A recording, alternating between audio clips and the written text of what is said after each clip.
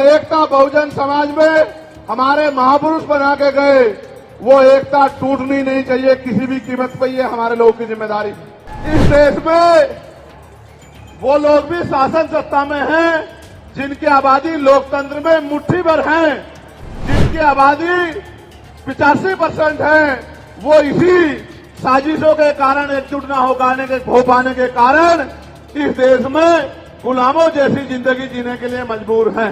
इस आरक्षण को खत्म करने के लिए चाहे वो कांग्रेस पार्टी रही हो या भारतीय जनता पार्टी रही हो या और कोई मनुवादी दल रहा हो, इन्होंने एडी चोटी के जोर लगाए। और आज जिन जातियों को गाली दी जा रही है, ये वही जातियां हैं जिन्होंने अपने बच्चे कुर्बान कर दिए लेकिन अपने अधिकारों की रक्षा की। जय भीम। अपनी बात को शुरू करते हुए बहुजन समाज में सभी जाति धर्मों में जन्मे सभी संतों, गुरुओं और महान पुरुषों को नमन करता हूं। सम्मानित साथियों, आज देश के कोने कोने से चल के आए बहुजन समाज के बहादुर योद्धाओं, इस मंच पर उपस्थित आजाद समाज पार्टी भीम आर्मी के सभी सम्मानित नेताओं, हमारे मिशन 78 अधिवक्ता मोर्चा, अनुशासन समिति, भीम आर्मी स्टूडेंट फेडरेशन और किसान मोर्चा, तमाम संगठनों के सम्मानित नेताओं, यहां उपस्थित हमारी माओ बहनों, नौजवान साथियों और मुझसे बड़े उम्र में बड़े सभी सम्मानित साथियों का मैं धन्यवाद करता हूं। आप जानते हो कि मैं आपसे हूं। आप जानते हो कि मैं जो कुछ भी हूं आपसे हूं। मैं कभी आपसे बड़ा नहीं हो सकता। आप मेरे लिए हमेशा वीआईपी हैं। जितना सम्मान मैं उस मंच पर बैठे लोगों का करता हूं, उससे ज्यादा सम्मान मैं आपका करता हूं। लेकिन मैं आपसे भी उम्मीद करता हूं, मैं आपसे भी ये उम्मीद करता हूं कि जैसे मंच पे बैठे जिम्मेदारी से सम्मान के साथ, ऐसे ही आप लोग भी जिम्मेदारी से बैठे, तभी आपकी इज्जत बढ़ेगी। अगर आप इज्जत नहीं बढ़ाना चाहते तो मैं क्या कर सकता हूं बताओ। मेरा तो प्रयास है कि आप इज्जत के साथ आगे बढ़ना सीख जाओ। जब तक आप इज्जत के साथ आगे बढ़ना नहीं सीखोगे, इस देश में आपकी बात मजबूत नहीं होगी। भेड़ बकरियां कभी राज नहीं करती, इतिहास गवाह है। राज योद्धा करते हैं। राजा का आचरण भी राजाओं जैसा होना चाहिए। राजा गुलाटी मारते नहीं घूमते हैं। राजा राजा होते हैं। राजाओं का आचरण जब तक आप में नहीं आएगा, तब तक आप राजा बनने की तरफ नहीं आगे बढ़ोगे। अगर बंदर को राजगद्दी सौंप दी जाए, क्या राज कर सकता है? नहीं कर सकता। राज करने के लिए राज जैसी सोच भी जो है अपने अंदर पैदा करनी पड़ेगी।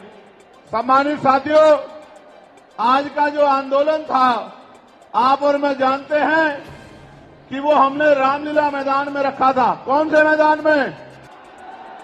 जोर से बताओ। लेकिन रामलीला मैदान के पास हमारे मुस्लिम भाइयों का एक कार्यक्रम होता है जिसको हम लोग चेल्लुम के नाम से जानते हैं। 35-40 हजार की संख्या में वो लोग रोड से निकलते हैं और अपनी जो भी इबादत है उसको पूरा करते हैं। पुलिस प्रशासन का ये मानना था कि भाई पहले से ही वहां व्यवस्था अव्यवस्थित रहेगी, क्योंकि एक बहुत बड़ा आबादी, एक बहुत बड़ी जनसंख्या निकलेगी। अगर आपके लोग भी आ जाएंगे तो नुकसान हो सकता है, कोई टकराव हो सकता है, कहीं कोई आपराधिक तत्व का आदमी झगड़ा करा सकता है। तो आप अगर चाहें तो हम आपको परमिशन दे देंगे, लेकिन अगर आप खुद से मन में रखें और समझदारी दिखाएं तो ये समझौते, ये सम्मान का काम नहीं होगा। मैंने उनकी बात को सुना और मुझे महसूस हुआ कि हम प्रथम और अंत्य भारतीय हैं। हमारी भी भारत के प्रति उतनी जिम्मेदारी है जितनी कि दूसरे व्यक्ति की है। हम भी अपने देश को आगे बढ़ाना चाहते हैं। देश में भी जो हाशिए पे लोग हैं उनको आगे बढ़ाना चाहते हैं। तो हमें किसी भी तरह के अव्यवस्था में ना जाके अपने प्रोग्राम को कहीं और करना चाहिए। मैं जानता हूं कि जितने लोग अंदर हैं उससे 10 गुना लोग बाहर हैं, ग्राउंड में हैं, दिल्ली की सड़कों पे हैं, मैं जानता हूं। लेकिन आप महसूस करो, लाखों लोगों के पहुंचने के बाद भी एक मुझे देख के तो ये लोग उठ जाते हैं, वरना ऐसा नहीं है अगर एक चींटी के बच्चे को भी कोई बे कह रहा हो। ये देखो आप हमारी ताकत, ये है भीम आर्मी आजाद समाज पार्टी का बल। लेकिन मुझे आपसे बहुत सारी बातें करनी है। मैं अभी दूसरे देश में होके आया। मैं जब दूसरे देश में गया मुझे उम्मीद नहीं थी कि इतना प्यार और सम्मान मिलेगा। आप ये देखो, मैं ऑस्ट्रिया गया तो लगभग 10 देश के लोग आए मिलने के लिए। जब मैं इटली गया तो कम से कम 40 देशों के लोग मिलने के लिए आए। हर आदमी ये कहता था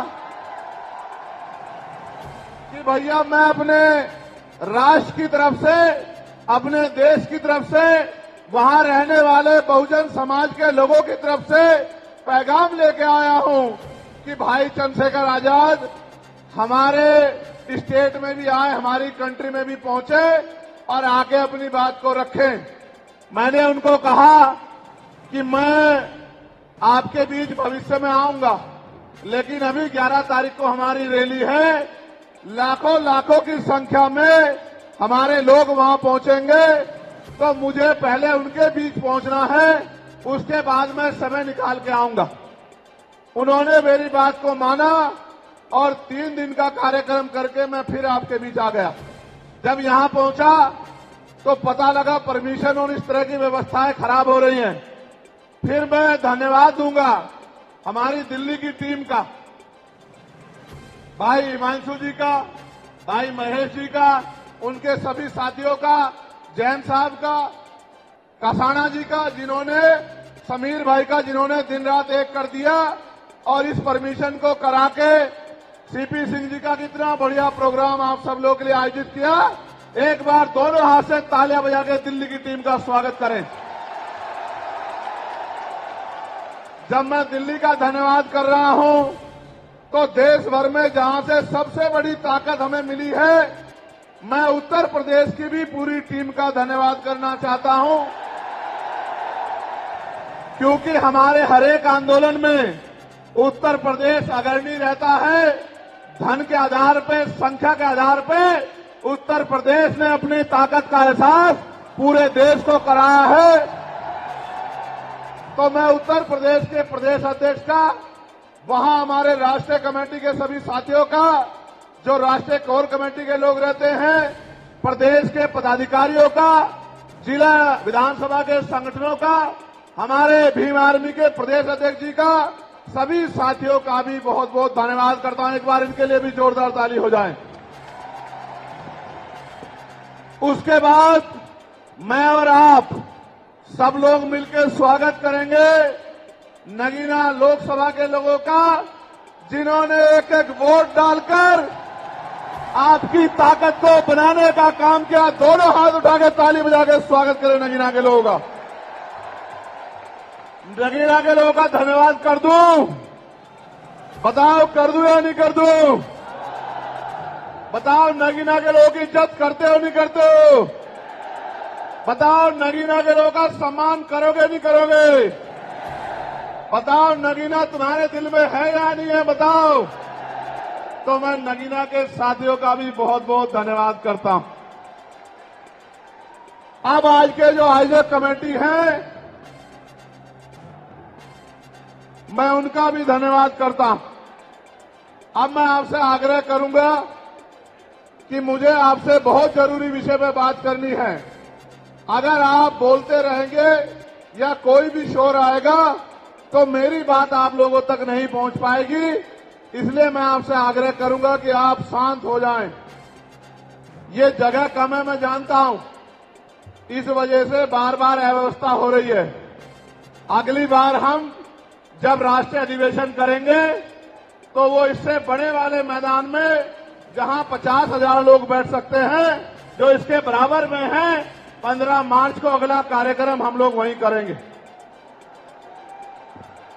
सम्मानित साथियों, आज मेरे कंधों पे, आजाद समाज पार्टी के कंधों पे, भीम आर्मी के कंधों पे, बहुजन समाज के लोगों के कंधों पे जिम्मेदारी है कि जो एकता बहुजन समाज में हमारे महापुरुष बना के गए, वो एकता टूटनी नहीं चाहिए किसी भी कीमत पर। ये हमारे लोगों की जिम्मेदारी है, हमारे पढ़े लिखे समाज की, हमारे कर्मचारियों की, हमारे अधिकारियों की, हमारे नेताओं की, हमारे विधानसभा सेक्टर बूथ से लेकर जिले, मंडल, प्रदेश और राष्ट्रीय पदाधिकारी की जिम्मेदारी है कि जो एकता हमारी बनी है वो टूटनी नहीं चाहिए। दुश्मन किसी भी सूरत में कामयाब नहीं होना चाहिए, इस बात का हमें ध्यान रखना।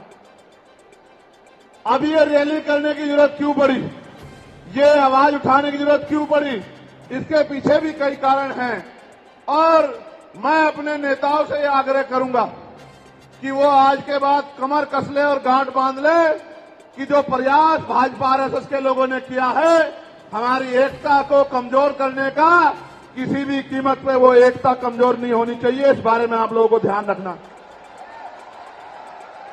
इस देश में वो लोग भी शासन सत्ता में हैं जिनकी आबादी लोकतंत्र में मुट्ठी भर है, जिनकी आबादी 85% है, वो इसी साजिशों के कारण, एकजुट न हो पाने के कारण इस देश में गुलामों जैसी जिंदगी जीने के लिए मजबूर हैं।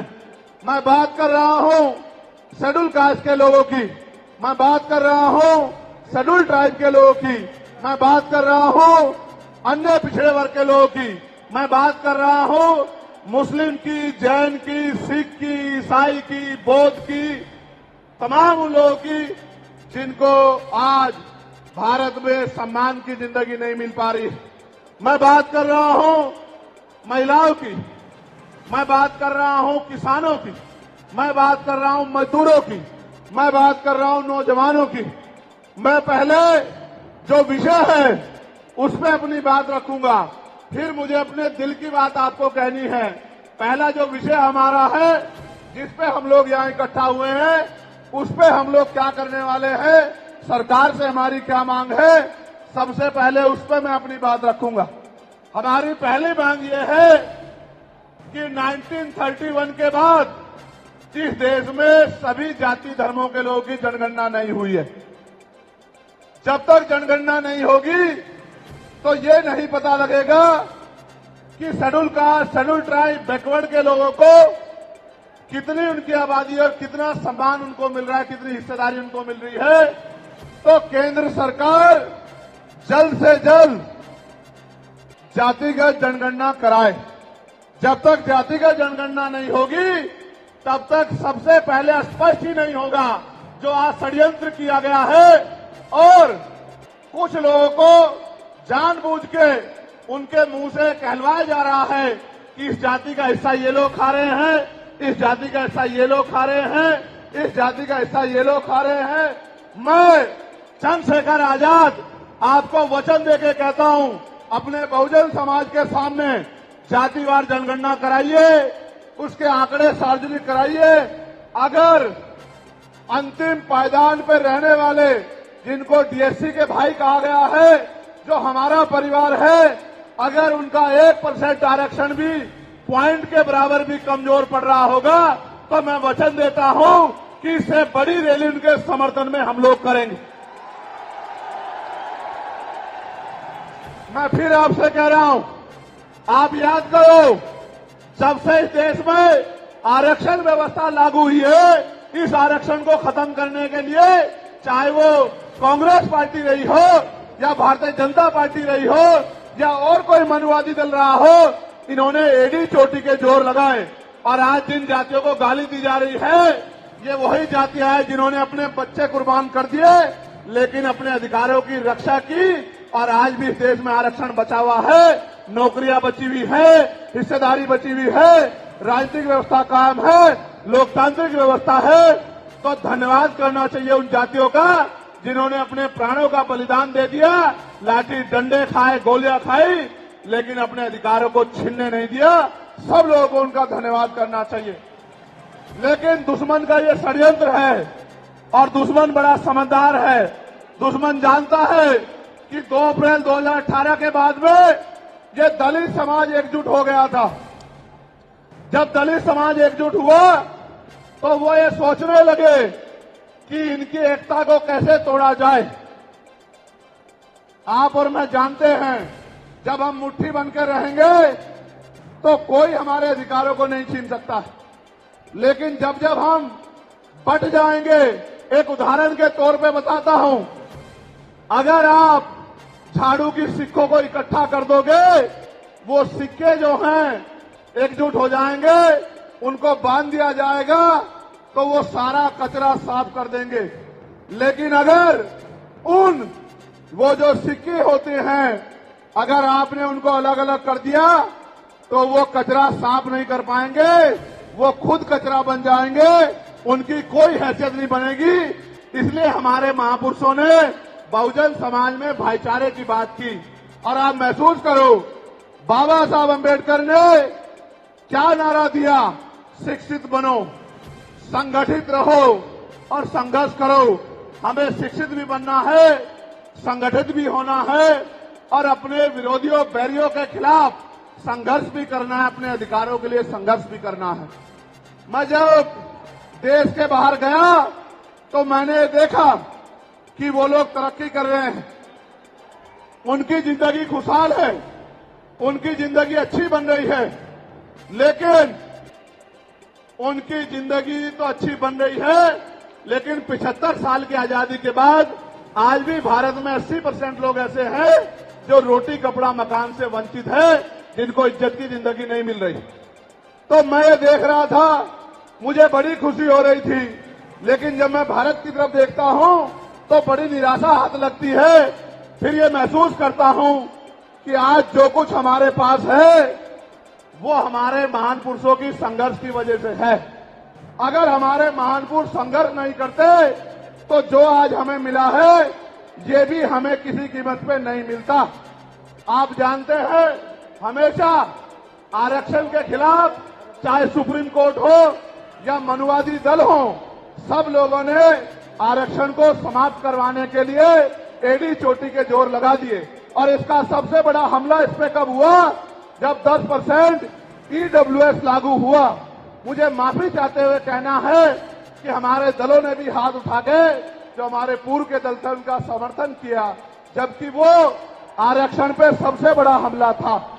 अगर उसी दिन हम लोगों ने सड़कों पर निकल के अपनी आवाज को उठाया होता तो किसी की मां ने दूध नहीं पिलाया होता कि वो दोबारा आरक्षण पे हमला करने के बारे में सोच लेता। ये भाजपा के लोग जो सत्ता में बैठे हैं, इन्होंने वोट तो आपसे हमसे ली धर्म के नाम पे, भाईचारे के नाम पे, लेकिन सत्ता में आके ये लोग अपने लोगों का काम करने लगे, अपने महापुरुषों की विचारधारा को आगे बढ़ाने लगे और हम लोग रोटी रोटी के लिए मोहताज लोग, जुल्म जाति के शिकार लोग परेशानी की जिंदगी जीने लगे। मैं चाहता हूं कि जो जिंदगी हमारे लोग ऑस्ट्रेलिया में जी रहे हैं, ऑस्ट्रिया में जी रहे हैं, इटली में जी रहे हैं, यूरोप में जी रहे हैं, पूरे अमेरिका में जी रहे हैं, कनाडा में जी रहे हैं, हॉलैंड में जी रहे हैं, नीदरलैंड में जी रहे हैं, ऐसी जिंदगी की व्यवस्था भारत में भी हो। लेकिन ये तभी संभव है जब राजनीतिक शक्ति हमारे पास हो। अगर राजनीतिक शक्ति भाजपा और कांग्रेस के पास रहेगी तो हम लोग इज्जत की जिंदगी इस देश में नहीं जी सकते। इस बात को आप लोग मेरी ध्यान रखना। ये मैं नहीं कह रहा हूं, ये बाबा साहब अम्बेडकर ने कहा, political power is the master की। राजनीतिक सत्ता वो चाबी है जो आपकी सारी परेशानियों का हल कर देगी। और राजनीतिक सत्ता जिनके पास है, उनके लोग हजारों हजारों करोड़ रुपए लेके भाग जाते। उनके लोग, उनके पूंजीपतियों के लाखों लाखों करोड़ रुपए माफ कर दिए जाते। लेकिन अगर आपका 10,000 रुपए का बिल भी बाकी हो तो 10,000 रुपए का बिल भी अगर आप नहीं दोगे तो मुकदमा लिख के आपको जेल भेजने का काम सरकार कर देगी और आपके घर की कुर्की भी करा देगी। आप किसानों का, मजदूरों का हाल देख लो, आप नौजवानों का हाल देख लो। इस देश में क्या है? तो हमारी सबसे बड़ी मांग ये है, आप समर्थन करके बताना कि आप इस पर सहमत हो या नहीं हो। बताओ, जातिवार जनगणना होनी चाहिए नहीं होनी चाहिए? एक सुर में बताओ, होनी चाहिए नहीं होनी चाहिए?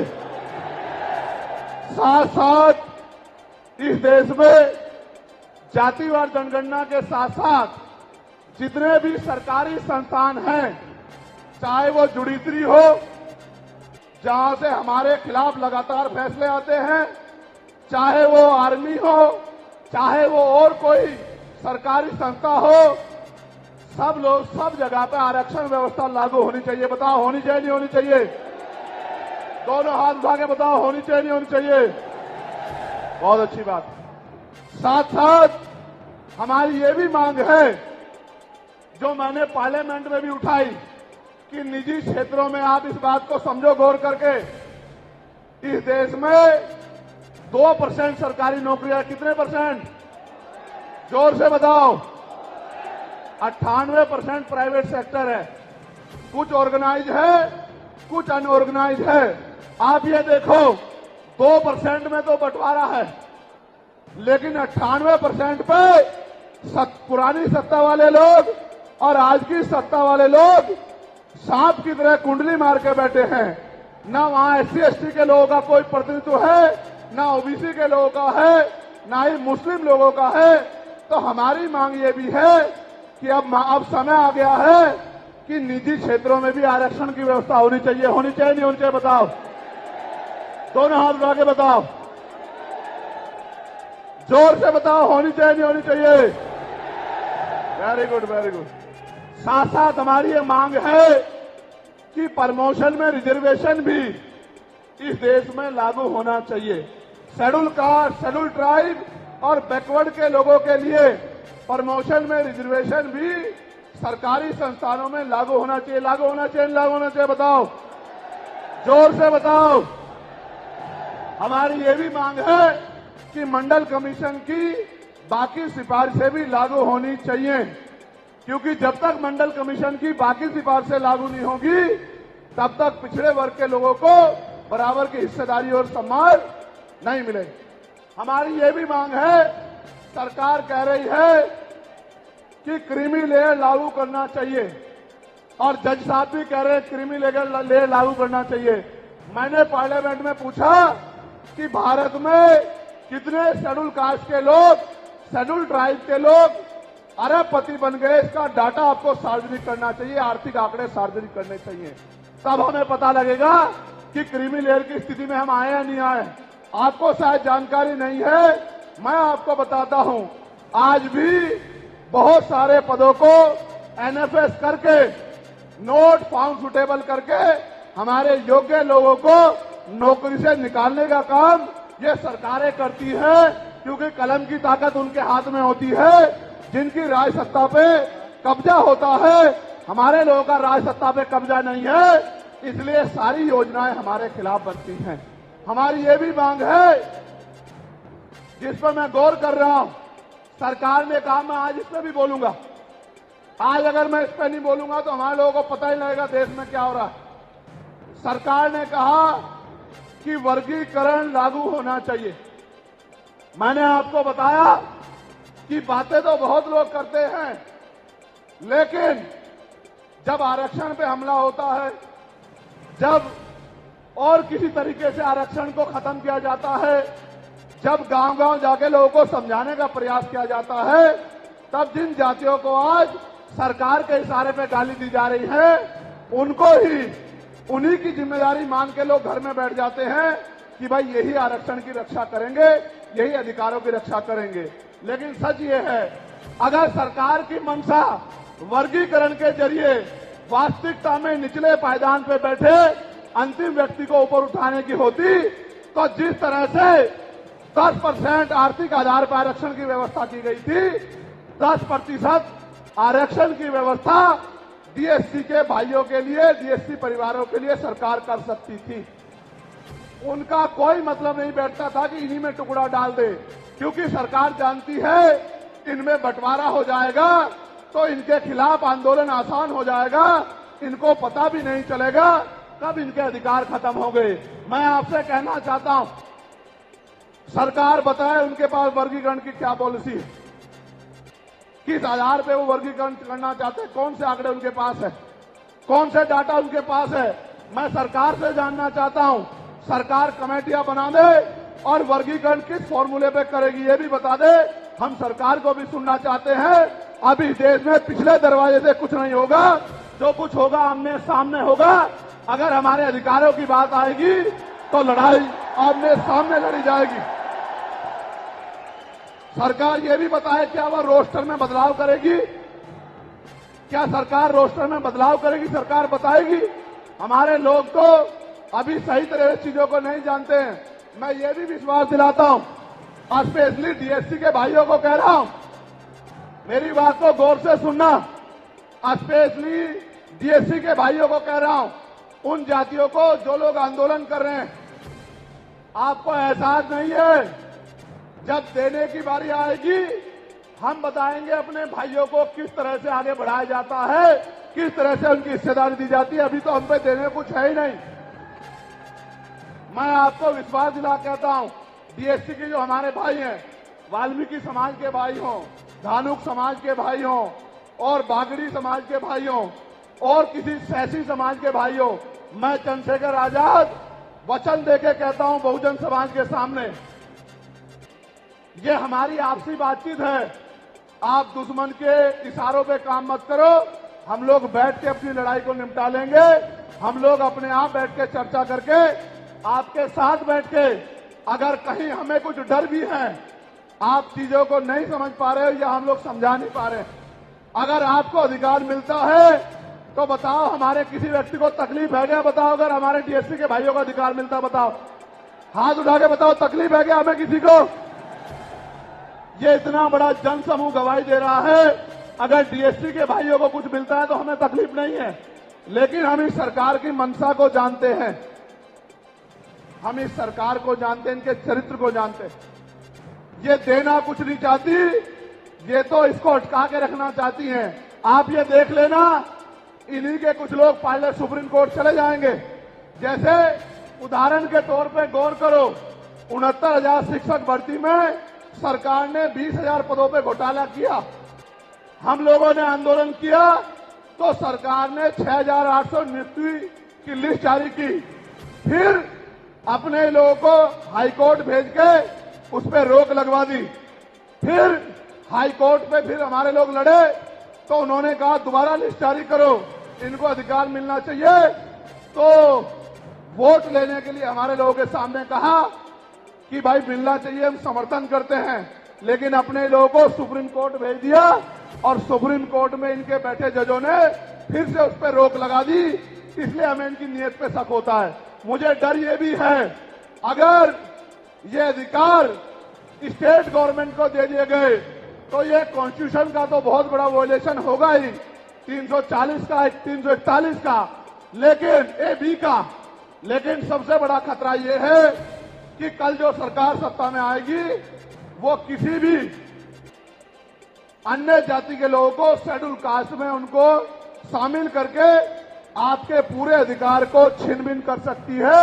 अगर ये पावर स्टेट को मिल गई, हमें सरकार की मंशा पे सिर्फ शक है। हमने ये भी मांग किया, आपको याद होगा, यूपी के साथी हमारे जानते हैं, हमने 2 साल पहले, पौने 2 साल पहले मांग की थी कि जो 52% ओबीसी हैं उनको 27% रिजर्वेशन सुप्रीम कोर्ट के लोगों ने दिया, आबादी से आधा।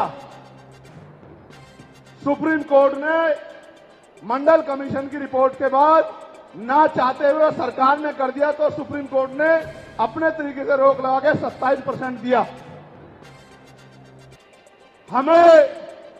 हमने मांग की पौने 2 साल पहले यूपी में गोरखपुर में पीसी करके कि ओबीसी की आबादी तो 52% ही है, तो 15%, 27% से अलग 15% आरक्षण की व्यवस्था अलग से अति पिछड़ी जातियों को करानी चाहिए। मांग हमने पौने 2 साल पहले उत्तर प्रदेश में उठाई थी। उसके बाद उसी दिन हमने मांग उठाई, क्योंकि हमें नैतिक चरित्र है। हम बाबा साहब अम्बेडकर को, मान्यवर काशीराम साहब को अपना नेता मानते हैं। हम ज्योतिबा फूले साहू जी महाराज को अपना नेता मानते हैं। हमने मांग उठाई थी, हम मामला रामसूर वर्मा और सर छोटू राम को अपना नेता मानते हैं। हम चौधरी महाराज सिंह भारती को अपना नेता मानते हैं। हम कोतवाल धन सिंह गुर्जर को अपना नेता मानते हैं। हमने मांग उठाई थी कि भाई हमारी आबादी बढ़ रही है।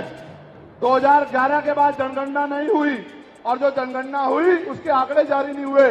इसलिए हम लोग मांग करते हैं कि जिन जातियों को अवसर नहीं मिले, पहले तो उनको तैयार किया जाए और फिर उनको 5% अतिरिक्त आरक्षण शेड्यूल कास्ट में 15% अतिरिक्त देकर उनको मुख्य धारा में लाया जाए। जब हम 2 साल पहले इसकी मांग कर रहे हैं तो हम डीएससी के भाइयों के विरोधी कैसे हो सकते हैं, आप लोग बताओ। तब तो वो आंदोलन भी नहीं चला रहे थे। हम तो आंदोलन चला के मांग कर रहे थे कि मिलना चाहिए, मिलना चाहिए। लेकिन मैं आज भी कहता हूं, हमारी ये मांग है कि अब समय आ गया देश में कि आरक्षण की सीमा बढ़ाई जानी चाहिए, आरक्षण की कैप खत्म की जानी चाहिए और 100% रिजर्वेशन इस देश में लागू होना चाहिए। जिसकी जितनी संख्या भारी, उसकी उतनी हिस्सेदारी का लाभ उनको मिलना चाहिए।